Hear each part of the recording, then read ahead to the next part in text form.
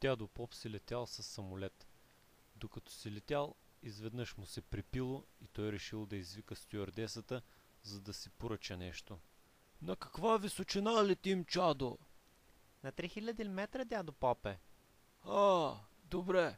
Тори си ми тогава едно коняче. Донесла стюардесата конячето и дядо Поп, хоп, на екс. Минало не минало време, на дядо Поп пак му се припило и той отново решил да извика стюардесата при него, за да поръча. На каква височина летим, чадо мое? На 5000 метра, дядо Попе. Тогава бе дори си още едно коняче. Донесла стюардесата второто коняче и дядо Поп отново го изпил на екс. След известно време на дядо Поп отново му се припило и той пак решил да извика стюардесата. На каква височина се намираме, чадо мое? На 10 000 метра, дядо Попе. Донеси ми тогава една минерална водичка.